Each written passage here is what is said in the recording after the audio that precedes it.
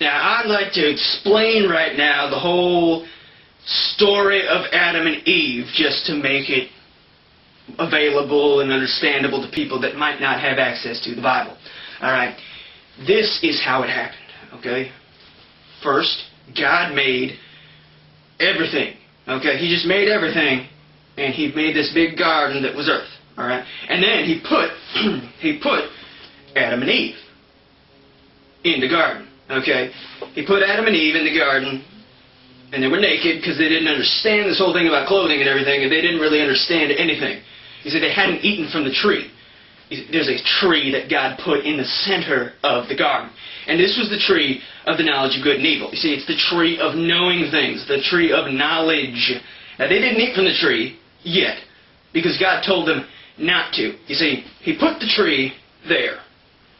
And He told them, listen, all right, He walked. You have to understand something, that God was omniscient and omnipresent and all this stuff. You know, He was everywhere and knew everything and could see everything. But when He created, you know, the garden, He just kind of condensed down into a being, you know. So you can read the Bible if you want, or you could just take it from me. He you know, condensed down to a person, all right? He couldn't see everything and He didn't know everything, and He was just in one spot. So He was kind of like a human. And then that changed a little bit later, but I'll tell you about that. Now, He told them, He said, listen, all right, don't eat the fruit. This is very bad fruit, okay?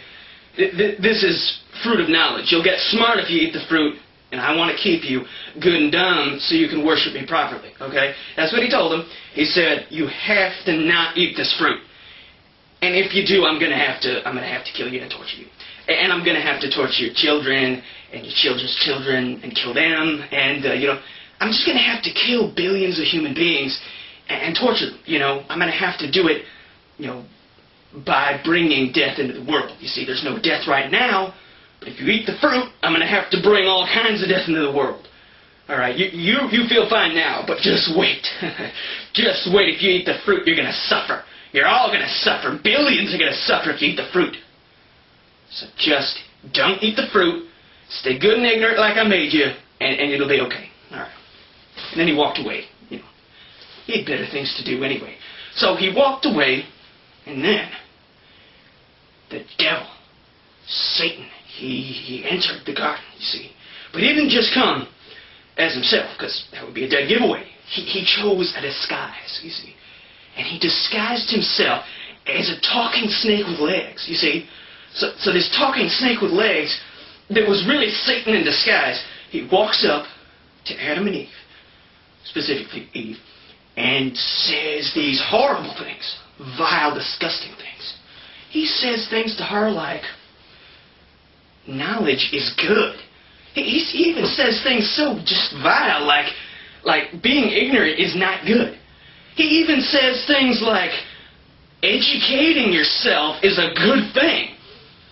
Now, Eve was trying to stick to what God said. Eve tried to tell Satan, listen, knowledge is not a good thing. God made me good and stupid so I could worship Him properly. And if I eat this fruit, I'm going to be smart. I'm going to know things. God doesn't want that. But Satan just would not relent. Satan just kept nailing her, you know, just kept drilling her at this with the whole, you have to be smart, you know what I mean? Just horrible things like that. And eventually she gave in. She ate the fruit. And then she called over Adam and had him eat some too. And they ate it. And then you know what happened? Just then, God walks by, you know. Now, He's curious. I guess He's really used to being omniscient and knowing everything. So now that He doesn't know everything, He's, you know, kind of nosy. So he asks, did you eat the fruit? What's going on? Why do you look like you have something on your mouth? You know, what's going on? And, of course, you know, she comes clean. They say, oh, yeah, you know, we ate the fruit. And that makes him real mad, you know what I mean? Because he's used to not having any surprises, and now all of a sudden he's surprised. You know, because he expected that they wouldn't eat the fruit when he walked away, but they did, all right? And he couldn't see this whole Satan disguised as a talking snake thing. He didn't see that coming. It just kind of blindsided him. So he got real mad, and he said, you know what, I have to do this. I'm going to have to bring death. I'm going to have to kick you out of the garden. Sorry, there's nothing I can do about it. And that's not all he did either. No. He looked at Satan. You know, disguised as a talking snake with legs. He looked at, well, he didn't look at Satan. He actually didn't really care about Satan. But he looked at the disguise Satan was wearing, you see. He looked at that snake that Satan had possessed, and he was furious. He was furious. He said, you know, how could you let yourself be possessed by Satan by no fault of your own? I mean, it wasn't your fault, but still, I'm mad, you know what I mean? And he said to this snake, you know, I'm going to have to take your legs away. I don't have a choice. I'm going to take your legs away.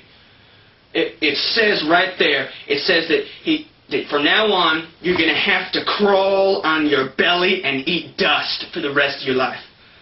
All right? And he did. He punished all snakes. He did. He punished them. Like it says in the Bible. Took away their legs, and he makes them to this day. That is why to this day.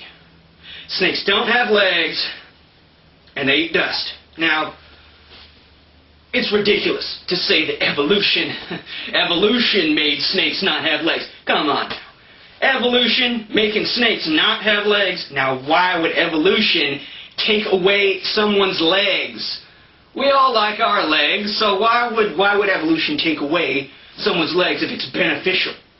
Alright? And why would snakes evolve to eat dust? You'd think if they evolved that they would evolve to eat small mammals or something, you know?